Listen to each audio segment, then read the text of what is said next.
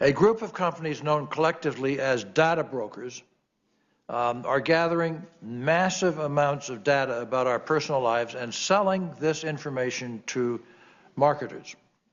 Chairman Rockefeller, members of the committee, thank you for the opportunity to share what I've learned about the data broker industry today. I appreciate it very much.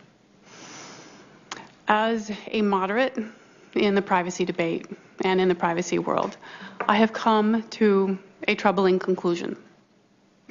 The data broker industry, as it is today, does not have constraints and does not have shame. It will sell any information about any person, regardless of sensitivity, for 7.9 cents a name, which is the price of a list of rape sufferers, which was recently sold. Lists of rape sufferers, victims of domestic violence, police officers, home addresses, people who suffer from genetic illnesses, complete with names, home addresses, ethnicity, gender, and many other factors. This is what's being sold and circulated today. It's a far cry from visiting a website and seeing an ad. What it is a sale of the personally identifiable information and highly sensitive information of Americans. So, Senators, I'd like to make 3 points. First, scoring. There are now pseudo scores, which are comprised of factors that are non-financial, or I should say non-credit report based. These pseudo credit scores are used in lieu of actual credit scores because they completely circumvent the Fair Credit Reporting Act. So a business or an employer or an insurer can purchase these scores and use them with no ill consequence or any consequence at all. This needs to change. Secondly, health. There are lists of millions of people that are categorized by the diseases that they have, ranging from cancer to bedwetting, Alzheimer's. Terrible diseases, some of them benign, some of them relating to mental illness. There are lists of millions of people and what prescription drugs that they take. And these lists exist entirely outside of HIPAA. Outside of what? HIPAA. Okay. Any kind of federal, health protection, unless the data is held by a provider or, a covered entity under HIPAA. Forget it. HIPAA doesn't apply. This industry that is selling these lists, there's been a lot of mention made of marketing purposes for these lists. These lists are being sold without constraint. We don't know if employers are buying them, if insurers are buying them. We don't know who is buying them. But the lists are being sold for apparently billions of dollars, which suggests to me that we need to find out who is buying these lists. In terms of solutions, my third and final point, we need to expand the Fair Credit Reporting Act so that when there are consumer scores that are pseudo credit scores, that this is brought under the Fair Credit Reporting Act so that consumers can exercise the same rights they would have if a credit score had been pulled. If the information is statistically as accurate and as the same effect as a credit score, then why isn't it regulated under the Fair Credit Reporting Act? This should be a bright line here, and I don't think that that is too terribly difficult to draw.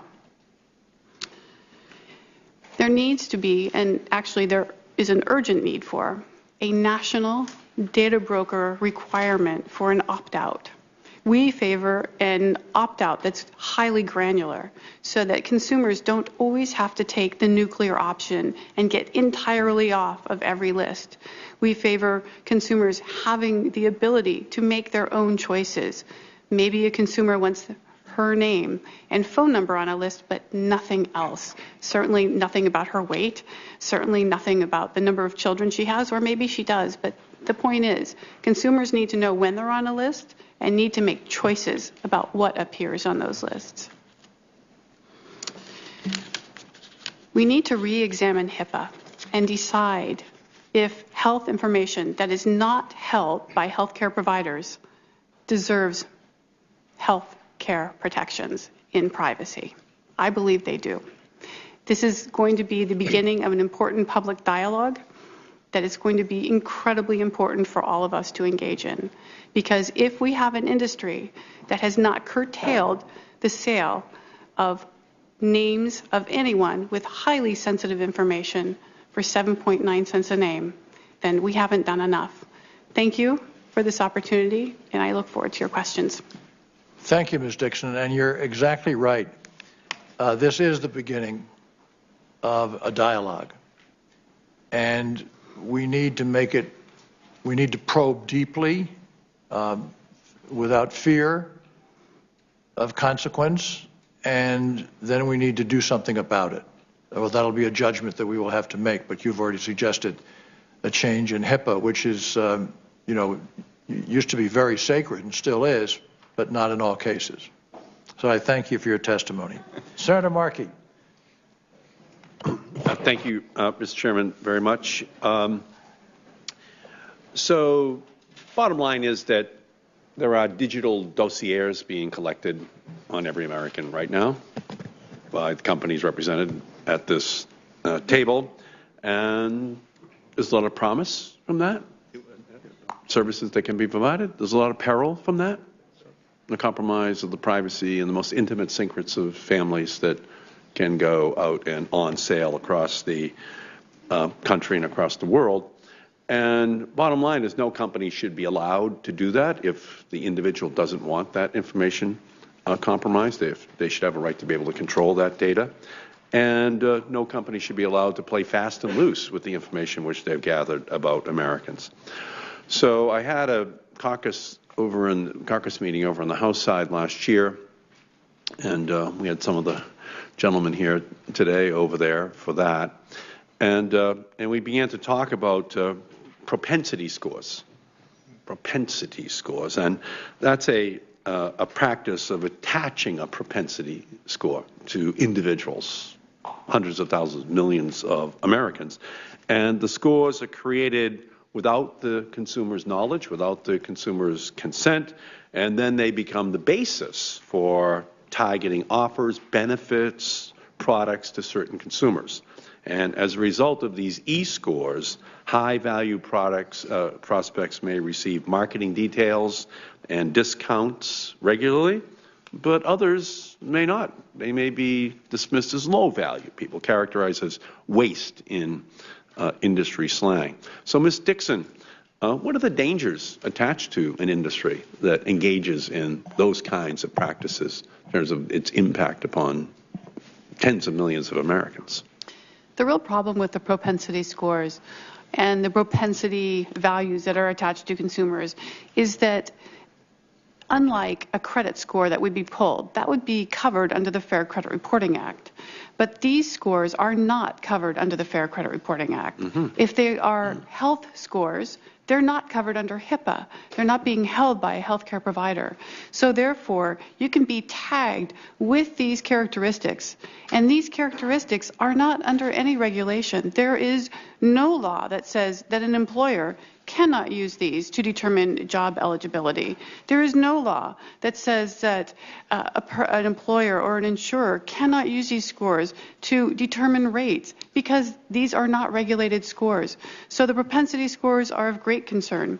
And of course, consumers do not have the opportunity to learn about these scores. These are secret scores. And consumers do not have the opportunity to opt out of this, as they would if the scores were covered under the Fair Credit Reporting Act. Great. So we've got to do something about that, Mr. Chairman. We're hearing language about, well, that might not be illegal, so we can actually pass a law and make it illegal. Yeah? So that's what this committee is all about. And now let me go back to you again, Ms. Dixon. Thank you for that. We know that data brokers categorize people into market segments, so-called suffering seniors, burdened by debt singles, credit crunch city families, and these are the real labels that actual data brokers use to describe all these different segments out there as they're trying to decide who they're going to be talking to. But that categorization can cause real economic harm, including profiling, redlining, and racial discrimination. And in fact, there's actually a term for it. Not redlining, but weblining. Huh? We just kind of use the web to kind of segment people out. They're in the wrong income group, the wrong racial group, wrong sex, wrong whatever, huh? And they just can do it. And there's probably aren't enough laws on the books to protect people against that. Ms. Dixon, can you talk about that and what the need is to fill in that vacuum as well? There's an interesting situation that's going on, and interestingly enough, the DMA report came to the conclusion that offline information and online information are now thoroughly merged. And as a result, web lining is real life lining as well. So what happens on the web now happens in real life. So if there's a discriminatory problem there, we're going to be experiencing it elsewhere. It's a circular process now. We can't just go online and block our cookies. Any reasonable consumer who is shredding their social security number, blocking cookies, and surfing the web responsibly, they can still not evade being put on a list of data brokers according to their health condition. So let's go to that line, that kind of blurry line that's been allowed to be created, and what the consequences are for consumers, and the kind of that line between credit reporting agencies and data brokers that market financial products. Huh? That's an atmosphere of ambiguity in which some fraudsters could do some real harm to people. Huh? Can you talk about that a little bit, Ms. Dixon? So the pseudo credit scores or pseudo scores, they're made up of about 1,500 factors. They are all non-credit file factors, so they don't fall under the Reporting Act. They can include factors that would be prohibited under the Equal Credit Opportunity Act. This is troubling, deeply troubling. So we don't know everything that goes into these scores. We need to. We need to know how the scores are being used, and we certainly don't want these scores being used to target underserved Americans with predatory offers. So, and let's just move on to the next category. You know, we can talk about the sale of lists of people with particular diseases, huh? And just kind of circulate those lists around to people, just so that, you know, marketers know who not to even get anywhere near, huh? And we're going to get all the people with these different diseases that we've been able to compile and just make a list of it and make sure they're over here and they're walled off. Talk a little bit about that and what that means for our country.